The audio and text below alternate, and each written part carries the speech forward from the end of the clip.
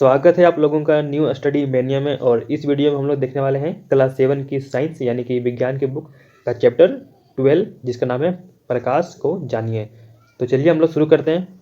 और स्टार्टिंग में आप लोगों को बता दें कि आप लोगों ने कभी अंधेरा वाला रूम या फिर बंद कमरे में या फिर रात्रि के समय में यानी कि रात में या फिर शाम में आप लोगों ने अगर टॉर्च कभी जलाया होगा या फिर गाड़ी की हेडलाइट जैसे कि मोटरसाइकिल हो गया, कार हो गया या फिर बस, ट्रेन वगैरह किसी भी चीज़ का लाइट आपने कभी नोटिस किया होगा तो आपने देखा होगा कि वह एक सीधी लाइन में जाते हैं लाइट हमेशा, चाहे वो सन से निकलने वाला लाइट हो या फिर टॉर्च से या फिर कोई भी वस्तु से हमेशा सीधे जाती है। जैसे कि अगर मान लीजिए आप कि अगर ये एक सन है यानी कि सूर्य है, तो इससे जो प्रकाश निकलती है यानी कि इसकी जो प्रकाश की जो किरणें निकलती है वो सीधा लाइन में निकलती है। इस प्रकार से सीधा निकलती है पूरा। ऐसा नहीं है कि अगर ये मान लीजिए कि अगर ये सन है तो इससे जो लाइट निकलती है वो इस प्रकार से निकलती होगी, मुड़ते हुए टेढ़ा मेढ़ा। ऐसा नहीं है। सन से कभी भी लाइट निकलती है या फिर कोई भी लाइट देने वाला ऑब्जेक्ट से हमेशा सीधा लाइन में निकलता है। जैसे कि अगर मान लीजिए कि अगर आपका टॉर्च हो गया, ये टॉर्च है, ये टॉर्च अच्छा नहीं बना। अगर ये एक टॉर्च है, ठीक है, तो इसको जब आप लोग ऑन करते होंगे तो इससे लाइट निकलती हुई कुछ इस प्रकार से तो इसको भी आप लोग नोटिस कर सकते हैं कि ये एक सीधा लाइन में ही आप लोग को नज़र आता है इस प्रकार से। यानी कि जो प्रकाश की किरणें होती है वो हमेशा सीधा लाइन में ही गमन करती है। कहने का मतलब है कि सीधा लाइन में ही जाती है हमेशा। उदाहरण के लिए आप लोग देख सकते हैं कि अगर आप लोग एक मोमबत्ती को अगर आप लोग जला कर रखते हैं और आप लोग एक सीधा पाइप लेते हैं अगर, तब आप लोग मोमबत्ती की लो को देख सकते हैं उसके आर पार। इस प्रकार सीधा पाइप लीजिएगा और ये अगर आपको जला हुआ मोमबत्ती है और जिसकी जो मोमबत्ती की लो है तो आप लोग इसको देख सकते हैं सीधा पाइप से। लेकिन अगर आप लोग पाइप को मोड़ दीजिएगा इस प्रकार से तो आप लोग नहीं देख पाइएगा। जैसे कि ये वाला फिगर में देखिए आप लोग, इसमें क्या है कि इसमें जो पाइप है वो पाइप मुड़ा हुआ है, इसलिए आप लोग इससे नहीं देख सकते हैं, इसको मोमबत्ती को नहीं देख सकते हैं, क्योंकि लाइट जो होती है वो सीधा लाइन में गमन करती है। यहाँ पर तो रास्ता मुड़ा हुआ है तो आप लोग नहीं देख पाइएगा इससे।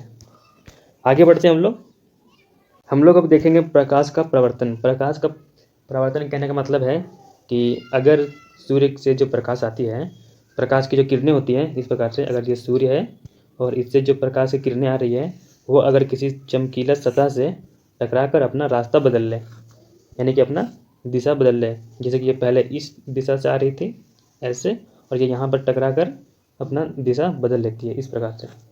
तो इस घटना को, इस प्रक्रिया को हम लोग प्रकाश का प्रवर्तन कहते हैं। प्रकाश का प्रवर्तन का मतलब सूर्य की किरणें का अपना रास्ता बदल लेना, ठीक है। अब इसे हम लोग आगे बढ़ते हैं और इसका उदाहरण हम देख सकते हैं कि आप लोगों ने देखा होगा कि आप लोगों को पानी में परछाई दिखाई देता है या फिर आप लोगों ने अपना प्रतिबिंब देखा होगा।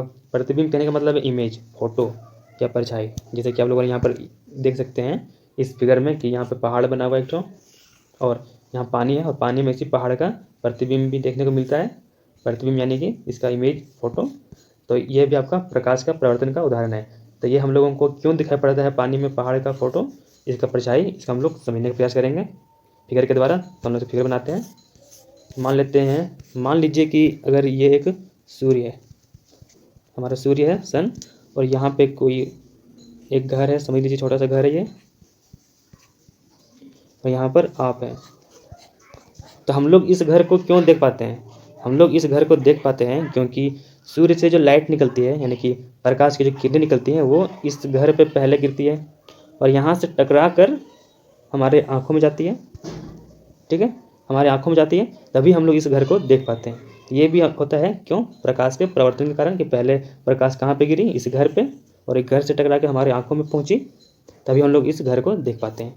अब अगर जैसे कि अभी हम देखा था फिगर में, अगर ये घर है यहाँ, ठीक है, और इसके बगल में मान लीजिए यहाँ पानी जमा है या नदी है, तालाब है, जो भी समझ लीजिए आप लोग इसको, और इसमें अगर मान लीजिए कि ये जो सन है, तो सन से तो लाइट इस पानी में भी आ रही है और पानी से टकरा कर हमारे आँखों में जा रही है, तो हम लोग पानी को भी देख सकते हैं।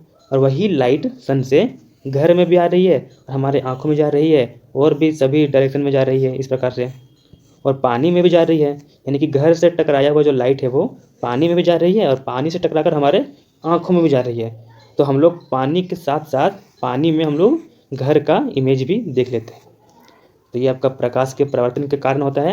एक बार फिर से आप लोग ध्यान से सुन लीजिए कि ये जो सन है, सूर्य से जो लाइट टकरा के आती है ऑब्जेक्ट से, वस्तु से, तभी हम लोग वस्तु को देख पाते हैं। और वही वस्तु से जो लाइट टकरा कर पानी में जाता है और पानी में बनता है उसका फिगर हम लोग को दिखता है, क्योंकि घर से जो लाइट टकरा के गया पानी में और वही लाइट पानी से होते हुए हमारे आँखों में, तभी हम लोग पानी के साथ साथ उस घर को भी देख पाते हैं। तो ऐसा ही होता है ये वाला फिगर में, जो हम लोग पानी में दिखता है कोई भी फोटो या कोई भी परछाई दिखता है हम लोगों को, तो प्रकाश के परावर्तन के कारण ही होता है। अब हम लोग आगे बढ़ते हैं और इसका उदाहरण एक और यहाँ पर दिया हुआ है। आप लोगों ने कहानी पढ़ा होगा पंचतंत्र का कहानी, खरगोश और शेर वाला, कि खरगोश जो है सो चाल से एक, क्या बोलते हैं इसको, शेर को पानी के पास लाता है और शेर दिखता है पानी में तो अपना ही प्रतिबिंब देख कर डर जाता है। इसे लगता है कि यहाँ पर एक और शेर है, जबकि ऐसा होता नहीं है। इसी का फोटो होता है ये वाला जो ये देखता है। आप लोग इसे भी नोट कर लीजिएगा कि ये अगर सन हो गया और इससे जो ये लाइट आती है, जो प्रकाश की किरणें आती है, तो इसे हम लोग कहते हैं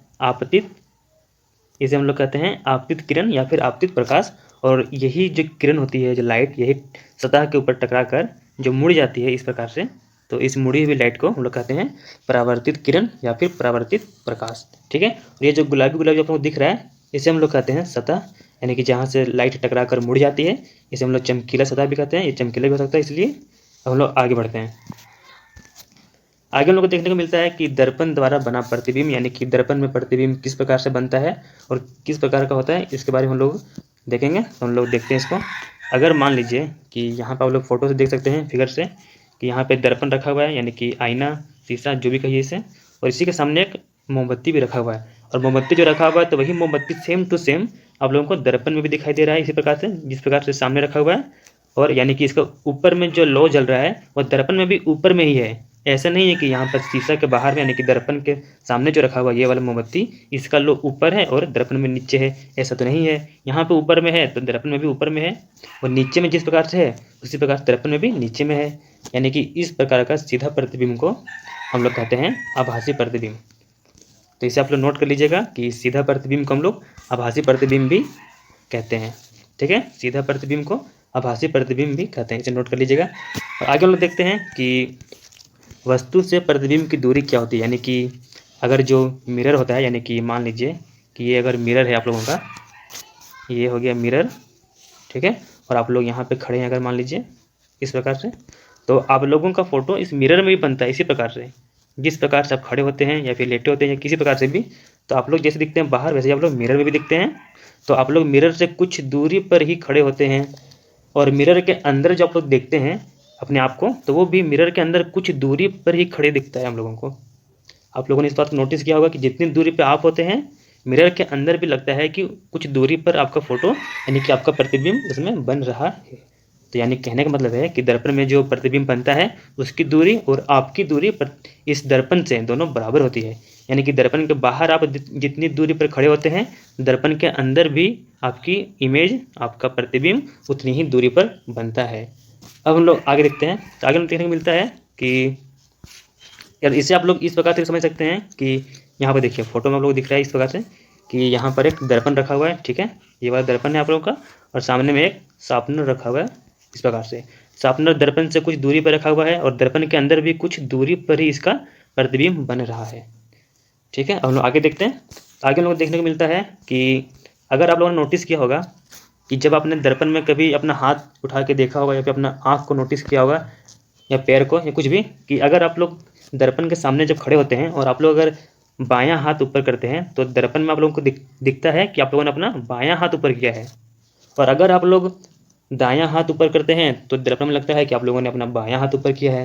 यानी कि दर्पण में आप लोगों को क्या होता है कि दायां बायां दिखता है और बायां दायां दिखता है। इसे भी आप लोग नोट कर लीजिएगा। आप लोगों को क्या नोट करना है, आप लोगों को ये नोट करना है कि दर्पण में क्या होता है, प्रतिबिंब जो बनता है, दर्पण में बना प्रतिबिंब में दाहिना जो होती है वो बायां दिखता है और बायां वाला दाहिना दिखता है। इसे आप लोग नोट कर लीजिएगा। अब हम लोग आगे बढ़ते हैं।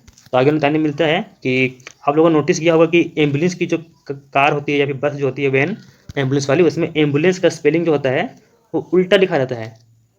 लिखा होना चाहिए इधर से AMB इस प्रकार से, लेकिन लिखा होता है इधर साइड से। ऐसा क्यों? ऐसा इसलिए क्योंकि अभी आपने देखा कि दर्पण में इमेज जो होता है, प्रतिबिंब जो होता है वो दायां से बायां दिखता है और बाएं वाला दाएं दिखता है। इसीलिए इसमें उल्टा लिखा होता है, ताकि अगर कोई वाहन चालक देखे दर्पण में तो उसे यह सीधा दिखे। इसीलिए कार में या बस में यह स्पेलिंग उल्टा लिखा होता है, ताकि देखने वाला को शीशा में सीधा दिखे, दर्पण में, मिरर में। हम लोग आगे बढ़ते हैं। आप लोगों ने नोटिस किया होगा कि आप लोगों का घर में जो बर्तन होते हैं स्टेनलेस स्टील वाली, जैसे कि प्लेट हो गया, चम्मच वगैरह, ये सब भी एक दर्पण के जैसा कार्य करता है। मतलब वो सब बर्तन में भी हम लोग अपना फोटो देख सकते हैं, यानी कि अपना प्रतिबिंब उसमें देख सकते हैं। वैसे तो हम लोग जो घर में दर्पण यूज करते हैं, जो आईना यूज करते हैं, वो होता है समतल दर्पण। लेकिन अगर आप लोग चम्मच का बात करें, आप लोग ध्यान दिया होगा कभी चम्मच में कि चम्मच का दो साइड होता है। एक होता है हिस्सा आगे वाला, एक हिस्सा होता है उसका पीछे वाला। जो पीछे वाला हिस्सा होता है, जिधर साइड में थोड़ा सा निकला हुआ रहता है चम्मच, थोड़ा सा ऊपर की ओर उठा हुआ रहता है, तो उधर साइड अगर आप लोगों ने कभी अपना प्रतिबिंब देखा होगा तो वहाँ पर प्रतिबिंब तो आप लोगों का सीधा ही बनता होगा, लेकिन आप लोगों से छोटा फिगर बनता होगा उसमें। मतलब आप लोगों का प्रतिबिंब उसमें थोड़ा छोटा ही दिखाई पड़ता होगा। लेकिन जब आप लोग अपना चम्मच का आगे देखे होंगे, चम्मच का आगे वाला हिस्सा में अपना प्रतिबिंब, तो वहाँ पे आप लोगों का प्रतिबिंब छोटा बनता होगा और साथ में उल्टा भी बनता होगा। तो यहाँ से आप लोग आइडिया मिल रहा है कि दर्पण और भी प्रकार के हो सकते हैं। एक दर्पण ऐसा हो सकता है कि इस प्रकार से रहे, यानी कि हर एक साइड मान लीजिए अगर रंगा हुआ रहेगा इस प्रकार से, और इमेज बनेगा इधर साइड, यानी कि प्रतिबिंब बनेगा इधर साइड अगर मान लीजिए, तो इस प्रकार का एक दर्पण हो सकता है। और एक हो सकता है इस प्रकार से, कि इस प्रकार से रहे और अंदर की ओर रंगा हुआ रहे, और जो प्रतिबिंब बनता है वो इधर साइड बने, बाहर की ओर, जिधर साइड थोड़ा ऊंचा है, मतलब कि थोड़ा बाहर की ओर निकला हुआ हिस्सा है। तो इस प्रकार के दर्पण को हम लोग बोलते हैं गोलीय दर्पण। ठीक है, एक का नाम होता है अवतल दर्पण, इसका नाम है अवतल दर्पण, और इसका नाम है उत्तल दर्पण। तो हम लोग बारी बारी से इसको समझने का प्रयास करेंगे। तो आगे हम लोग बढ़ते हैं और देखते हैं हम लोग कि पहले आप लोग देख लीजिए ये वाला फिगर को, ये वाला जो मैंने बताया अभी, ये वाला जो आप लोग को दिख रहा है, ये वाला, ये हो गया आपका अवतल दर्पण। क्या इसमें कि एक तरफ, मतलब कि जिधर साइड ऊंचा रहता है उधर साइड रंगा हुआ है मान लीजिए, ठीक है, और जिधर साइड में प्रतिबिंब बनेगा इधर साइड, इसको बोलते हैं परावर्तक सतह। मतलब कि यहाँ से लाइट टकराकर मुड़ती है इस प्रकार से, तो इसे हम लोग कहते हैं अवतल दर्पण। और ये वाला जो है आपका, ये वाला दर्पण, इसमें क्या है कि जिधर साइड गड्ढा है, यानी कि अंदर की ओर दबा हुआ है, उधर साइड में रंगा हुआ है, और जिधर साइड में ऊंचा है थोड़ा, मतलब बाहर की ओर निकला हुआ है, जहाँ पे प्रतिबिंब बनेगा ये वाला हिस्सा, तो इस प्रकार का दर्पण को हम लोग बोलते हैं उत्तल दर्पण।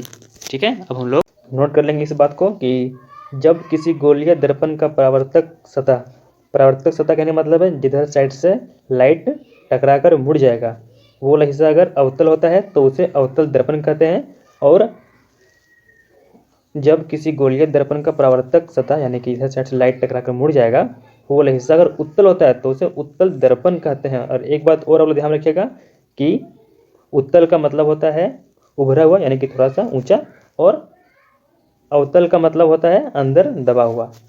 इसको समझने के लिए पहले हम लोग समझेंगे कि वास्तविक और आभासी प्रतिबिंब क्या होता है।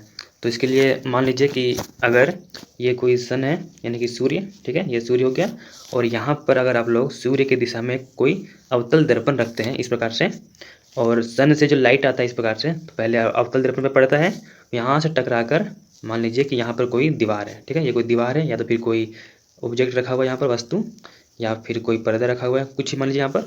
तो सन से जो लाइट आती है वो पहले पड़ती है अवतल दर्पण पर, फिर अवतल दर्पण से टकरा कर इस जगह पे जो लाइट जा रही है यहाँ पर दीवार पर, तो हम लोग अवतल दर्पण को इस प्रकार से एडजस्ट करना है, मतलब हिला डुला कर रखना है इसको अच्छे से, ताकि जो लाइट आ रहा है ना वो लाइट सारा एक ही जगह पर पड़े यहाँ पर। ठीक है, तो यहाँ पे काफ़ी छोटा जगह पर लाइट पड़ेगा, यानी कि सारा लाइट, सारा प्रकाश यहाँ छोटा जगह पड़ेगा, और वो काफ़ी तेज़ रोशनी होती है वहाँ पर। तो यानी कि तो यहाँ पे जो हम लोग को बिंदु जैसे दिखने को मिलेगा, या फिर छोटा बिंदु नहीं, ये बड़ा बिंदु होगा, तो वो आपका सूर्य का प्रतिबिंब होगा, और इसी प्रतिबिंब को बोलते हैं वास्तविक प्रतिबिंब। यानी कि ये जो सन का जो इमेज है, जो सन का प्रतिबिंब है, वो अवतल दर्पण पर तो यहाँ पर बन रहा ही है, साथ में यहाँ के बाद यहाँ से टकरा कर जहाँ पर जा रहा है वहाँ भी बन रहा है, और काफ़ी छोटा बनेगा, जैसे हम लोग कहते हैं वास्तविक प्रतिबिंब। ठीक है, और अगर ऐसा होता है कि मान लीजिए ये कोई अगर घर है, मान लीजिए यहाँ पर, ठीक है, कोई घर है, और घर से जो लाइट टकरा के आ रही है अवतल दर्पण पर इस जगह पर, ठीक है, तो वो यहाँ का तो इमेज इस घर का इस अवतल दर्पण पर बनेगा, लेकिन अवतल दर्पण से टकरा कर जो लाइट जाएगी ना दीवार पर, वो यहाँ पर इमेज नहीं बनेगा घर का। तो ऐसा इमेज को हम बोलते हैं आभासी इमेज।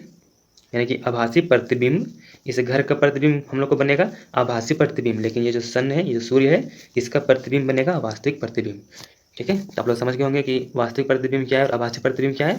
तो उदाहरण के लिए आप लोग देख सकते हैं यहाँ पर कि यहाँ पर देखिए ध्यान से आप लोग, यहाँ पर एक हाथ में अवतल दर्पण रखा गया है और सन मान लीजिए कि यहाँ पर है।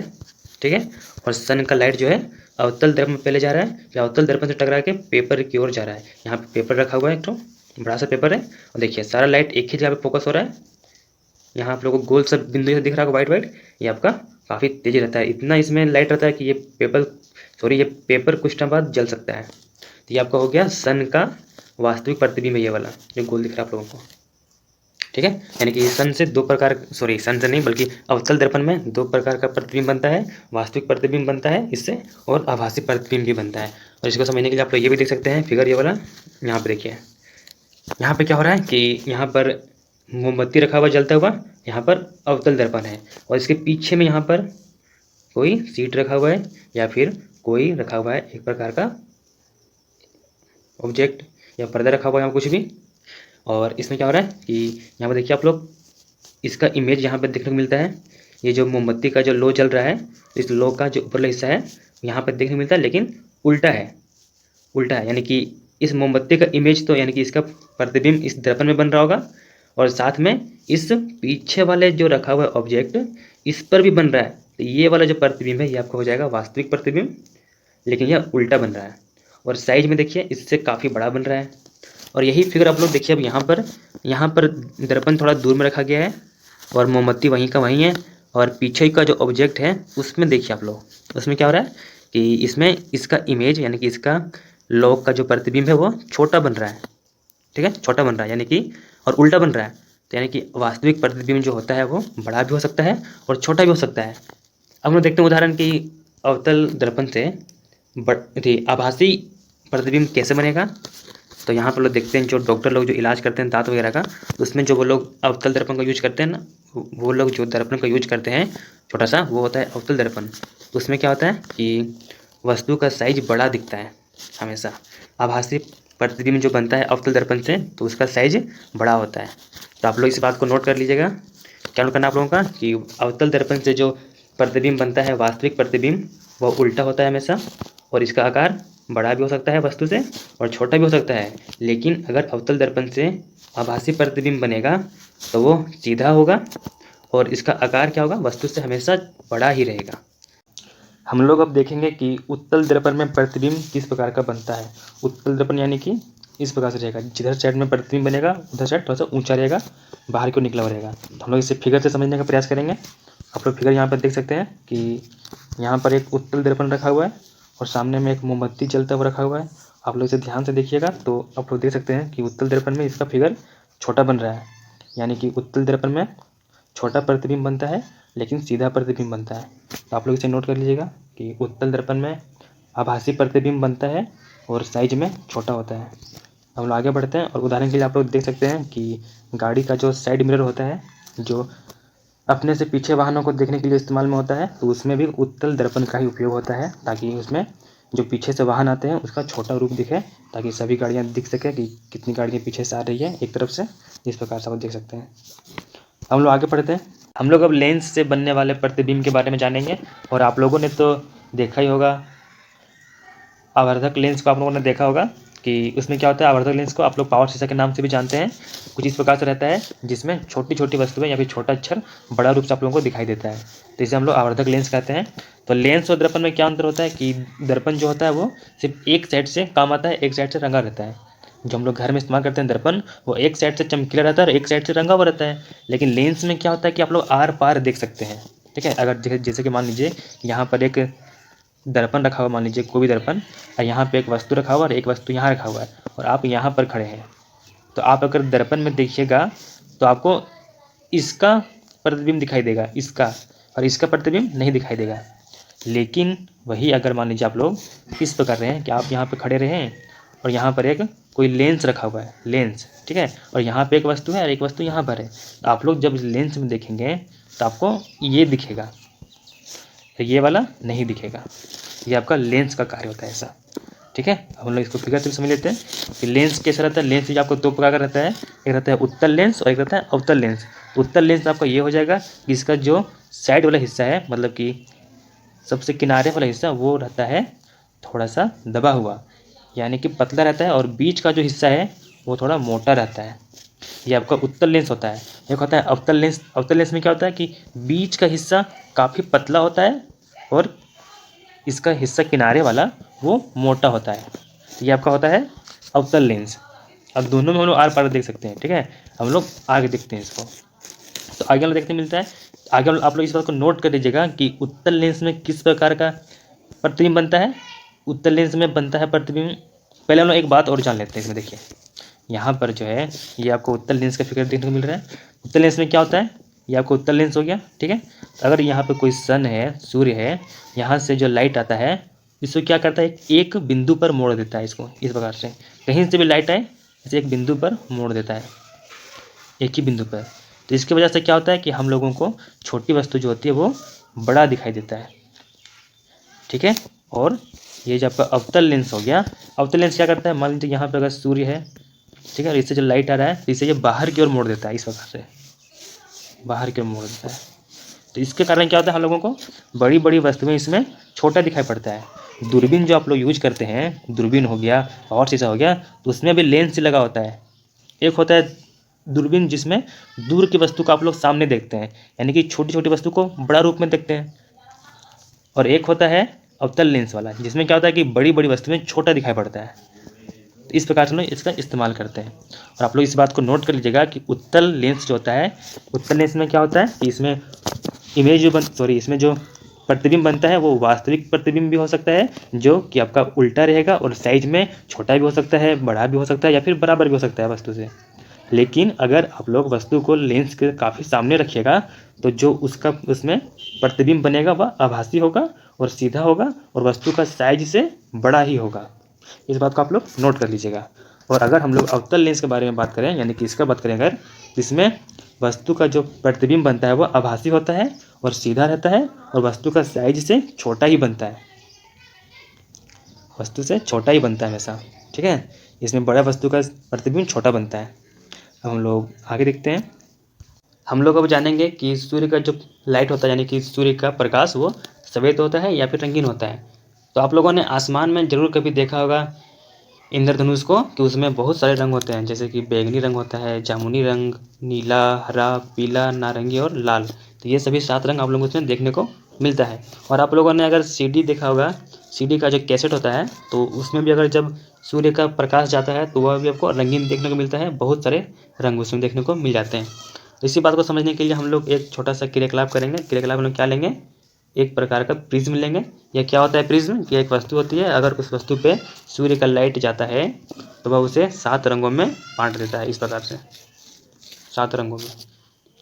तो इससे यह साबित होता है कि सूर्य का जो लाइट है, सूर्य का प्रकाश, वो 7 रंगों से मिलकर बना होता है, यानी कि 7 रंगों का मिश्रण होता है सूर्य का प्रकाश। इसे आप लोग नोट कर लीजिएगा।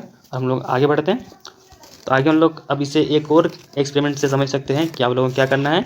इस प्रकार से एक डिस्क बनाना है घुमाने वाला। देखिए एक बड़ा सा सर्कल का आकार का कुछ कागज़ एक मोटे गत्ते पे चिपकाना है और उसमें 7 रंगों में बांट लेना है, उस बराबर बराबर 7 भागों में, और उसमें 7 रंगों से रंग देना है। और उसे जब आप लोग हाथों से घुमाइएगा रफ्तार में, तो आप लोगों को कुछ इस प्रकार से देखने को मिलेगा। देखिए इस प्रकार से। तो यहाँ पे वो 7 रंग तो आप लोगों को अच्छे से दिख नहीं रहे होंगे, तो इसे न्यूटन डिस्क के नाम से भी जाना जाता है। और आप लोग एक और एक्सपेरिमेंट कर सकते हैं। क्या, देखिए गोल बनाना है इस प्रकार से मोटा कोई भी गत्ता में, और इसमें 7 रंग से रंग देना है। इसको बहुत तेज़ी से जब घुमाइएगा आप लोग लट्टू बना के अगर, तो क्या होगा कि ये कुछ इस प्रकार से दिखेगा। देखिए सारा रंग मिक्स हो गया इसमें। तो कुछ ऐसा ही होता है सूर्य का प्रकाश में, कि उसमें 7 रंग मिले होते हैं। और जब 7 रंग आपस में मिल जाते हैं तो हम लोगों को श्वेत रंग दिखाई पड़ता है, यानी कि सफ़ेद। और दर्पण का इस्तेमाल अस्त्र के रूप में भी हो सकता है। ये कहानी है बहुत पहले की, यानी कि जब रोमन लोग जो थे वो ग्रीक लोगों पे जब आक्रमण करने आए थे पानी के रास्ते से, तो ग्रीक में एक साइंटिस्ट था जिसका नाम था आर्किमिडीज, तो क्या किया कि वो दर्पण का इस्तेमाल बहुत अच्छे से आता था, तो वो समुद्र का जो रास्ता पे था वहाँ पे दर्पण को लगा दिया इस प्रकार से, ताकि सन का लाइट दर्पण पे जाए और दर्पण से टकरा कर जहाज पे पड़े, जिससे उन लोगों का आँख अच्छा से देख ना पाए और उन लोग फिर भाग गए। और इसी के साथ ये चैप्टर समाप्त होता है। अब हम लोग मिलेंगे अगला वीडियो में, जिसमें हम लोग इस चैप्टर का सारा प्रश्न उत्तर को बनाएंगे और समझेंगे।